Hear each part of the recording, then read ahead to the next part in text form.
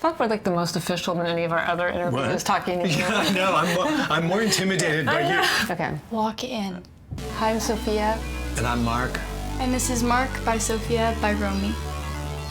Welcome, you guys, to my show.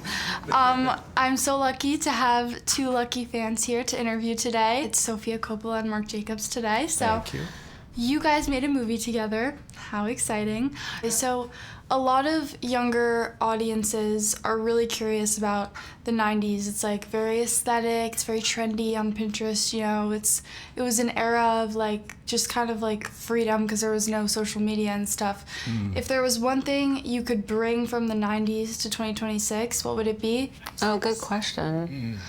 I think not having phones with cameras. I think it was fun because you didn't have to, you could do anything and there was a freedom in not having everything documented. But what if I look good and I want to post a picture of myself? Then you'd have to wait until the...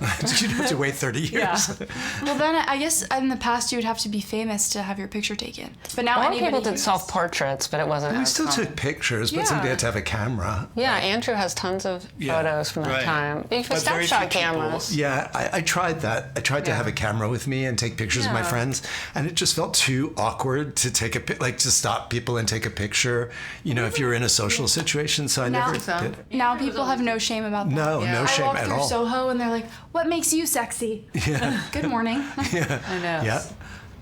Another kind of TikTok trend that I really want to get your guys' take on is basically there's people make edits of like their favorite movies or their favorite celebrities.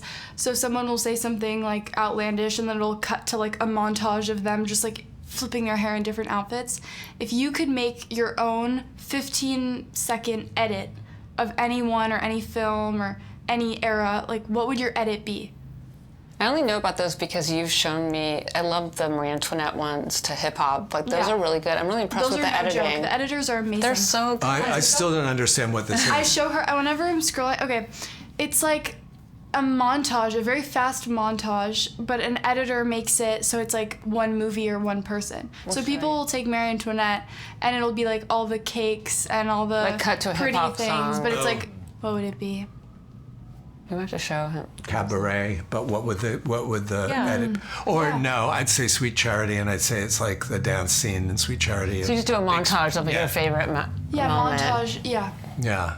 To There's a scene he's talking about, which we have a clip in our doc because we talk about all his favorite film moments that Inspiration. inspired him. Yeah. So I think And it's the this Bob Fosse movie yeah. that you would do. yeah, I like Bob Fosse.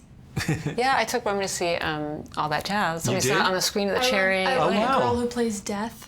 Jessica Yeah, Lange. that Jessica Lange. Yeah, but That was her first acting role. She was a model before that. No way. She was a model with Wilhelmina, and he put her in that movie, and she got such bad reviews, and the people were saying like she just got slated. Everyone's saying like that model will never be an actress. Meanwhile, it was Jessica my Lange. God, I had so no yeah, idea. so she's like, what? Yeah, literally. And she's so cool. Yeah, She's she's so amazing. majestic She's the with angel her of death. hat and Yeah. She's the angel of death. and then it signifies his death when they kiss. Yeah. It's like it's so good. I Yeah. remember like being scared of that when I saw it as a little kid. Like it just blew my mind that she was death represented, Yeah. and she's so seductive and cool. Did it inspire a song of yours? Yeah. Really? What's that song called? The Angel Yeah. of Death? It's not out yet, but it's called Guns Out, and it's like about like death being like something you flirt with. Uh-huh. Like it's like reeling you in. But it's That's a beautiful Bob Fosse's woman whole life dressed in was white. that. Yeah. That's what I guess But that's I what love that meant. he's like Yeah. in the bathroom losing his mind, taking pills, his life's a mess, and then once in a while you see him with death and it becomes clear that like He's gonna flirting. die. Yeah, he's yeah. flirting. Yeah.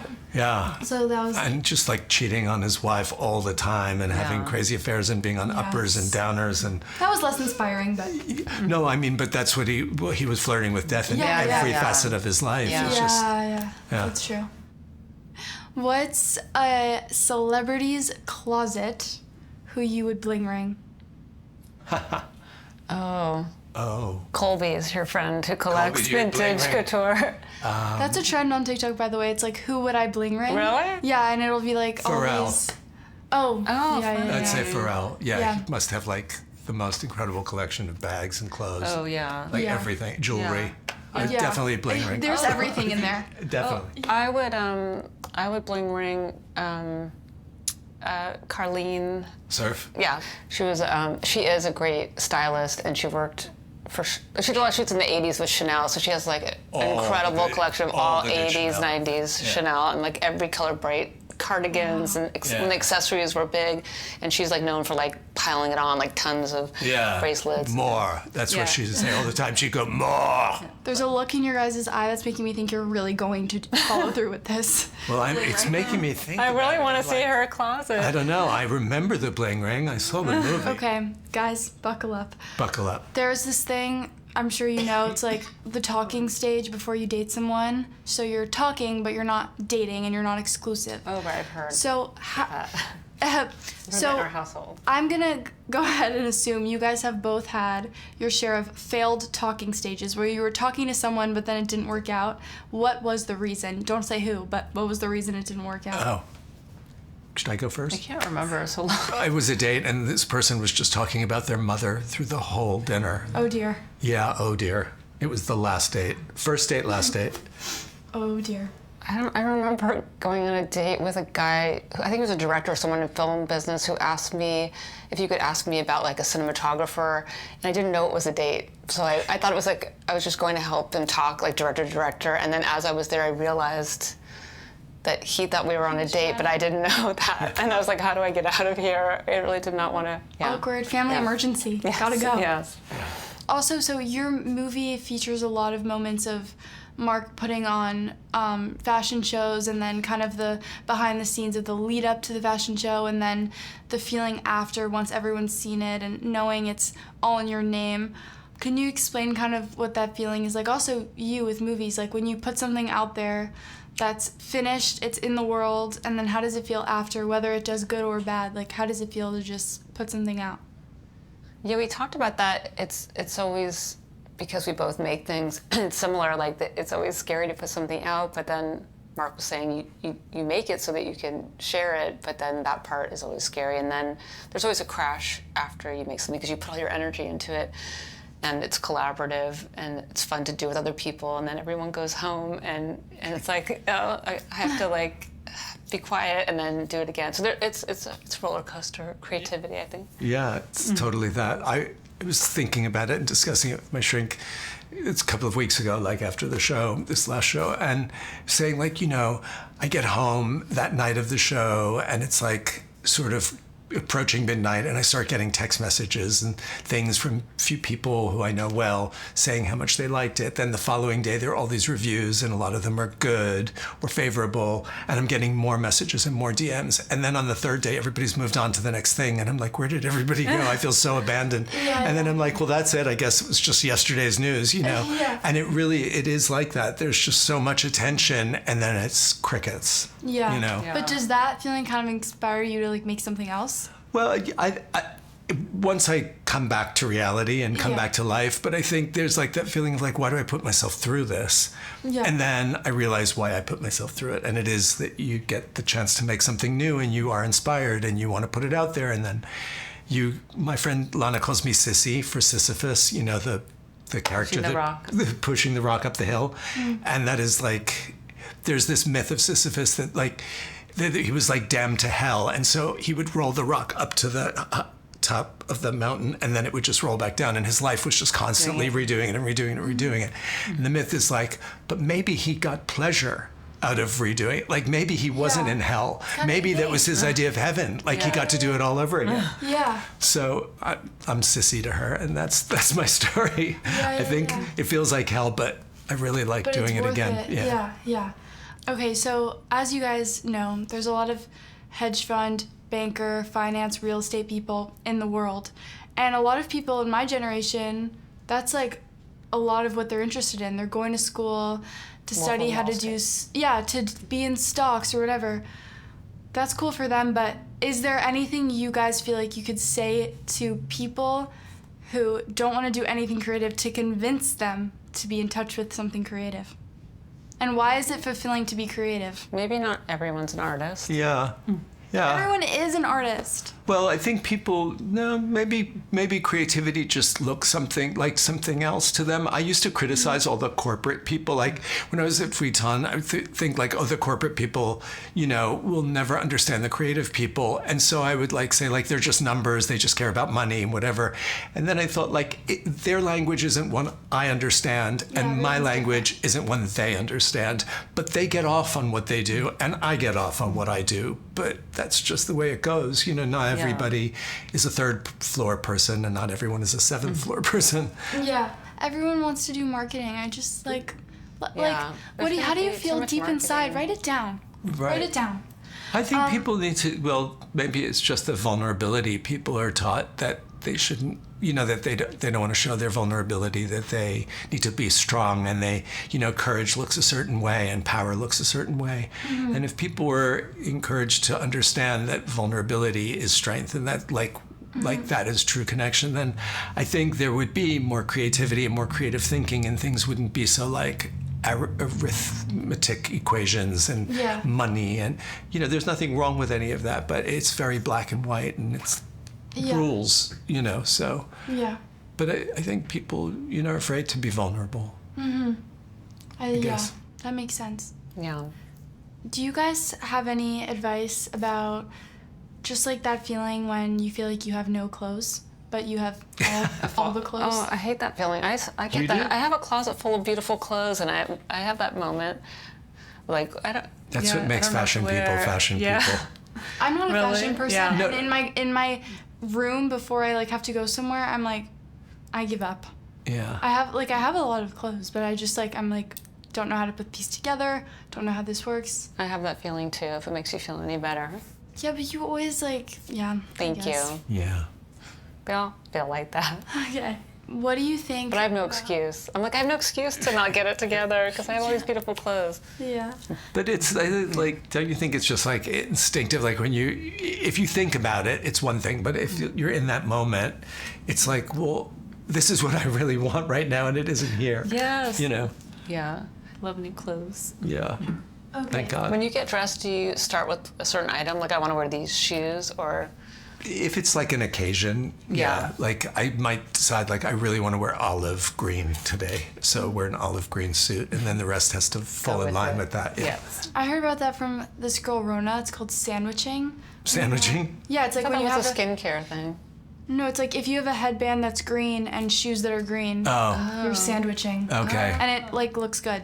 Okay. And I think that's kind of the only thing straight guys can understand as like fashion. So they have one thing that's like the same color as another thing they're wearing, and they're like, look at this outfit. Yeah. Yeah. So what are you noticing guys dressing like JFK Jr. around after that show? Yeah. No, I'm not around those kinds of people. Do you like that show? Well, I've only seen a bit of it, but it is insane how every magazine is like, here's exactly how to dress like Carolyn Bessette. Like, we don't need an entire generation of people just mimicking Carolyn Bessette. Like, what do you like? What do you like to wear? Yeah. You know, like That's so everyone's funny. doing And she that. was very different than other people. Yeah. Do you remember her? Yeah. Because we High went school. out. There were a couple. Did Yeah. like that Nancy Boy show she was at? No Do you remember? way. Were you at that Nancy Boy show? Or well, there were so many, but. I mean, I was at some. I remember her around. With and she was Donovan, fun. that was his band, right? Yeah, Donovan. yeah. And I remember specifically that she was at that show that night. I remember her being around at that time. Yeah. And she seemed like she was fun. She was cool. Yeah. What do you guys think about like people kind of clinging on to like iconic fashion person to pull inspiration from? Do you think it's good to have like I do that. inspiration?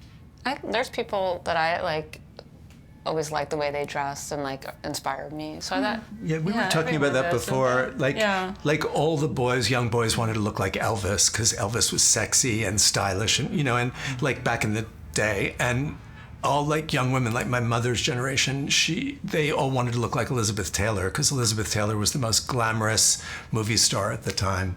So I think throughout like time, people, men, women, people look up to like someone that represents something, gorgeous, glamorous, stylish. I always wanted to be like Tina Chow and Paloma Picasso, Yeah. like those ladies. Like who were the glamorous women when I was a kid. Yeah. So I think people do like find style icons, that they look up to.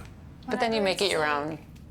whenever it's like summer and I'm like picking out my outfit, I always remember Paris Hilton saying that your skirt should be the size of a belt because life is short, so take risks. Yeah. Yeah. How do you feel about it? Sorry. Yeah. I love Paris. I love her so I love much. Paris too. I love I know. her, Did like, you so talked to her much. that night at the Met when I brought her. Yeah, Remember? but she was so nice because she let us She film in is our super house nice. during the bling ring, and I shot her one time, and she's so sweet. Yeah, She's so sweet. I didn't know that my goal is to daughter meet would her. to meet her. I didn't know I'd have a daughter that looks more like Paris than me. Well, I'm not that perf, but No. No, she's pretty. but I brought you to her house when you were a toddler when I was shooting her. I have pictures I of was you in in that front of house? her pink Bentley. Yeah. Oh right. Oh yeah. Yeah. Anyway. What about this movie do you feel like you want audiences to really take away? If they take away one kind of just piece of wisdom to carry throughout their lives, or if they're creatives, what's something you want them to really just think about and maybe something to inspire them? Yeah, it's funny. I was going to say my motto is "To thine own self be true," and sometimes it takes a long time to figure out, who yourself actually is. And I think at this point with Sophia, I was, it was so easy, and I wasn't being vulnerable or transparent. I was just being me, and Sophia was being Sophia, and we just did it together, and that's the movie. Okay, let's do like kind of funny like speed round situation. Okay. Okay. Your boyfriend breaks up with you. What do you do now? Go. Come on. I'm married. Yeah, me too. No, this is not. We know you're settling down. Like, this Go is about shopping. Go shopping. go shopping. Go shopping. Someone at your work is being really rude to you. What do you do? Go shopping. No, go. Suffer in silence. Yeah. Suffer in silence. I think I kill them with kindness. Let's edit that so it's just kill them. Okay, Okay. moving on. You look in the mirror. You're really feeling insecure. What do you tell yourself? Go back to bed. I just go off the day and stop looking in the mirror. You're failing this generation, guys. Give some words of encouragement. You can do it. Well,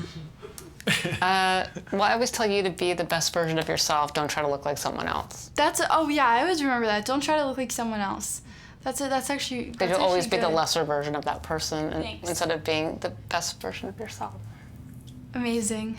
How many hours on social media a day is healthy? Definitely less than what you think. All right, guys. I think those are. Is there anything else you want me to ask you? No.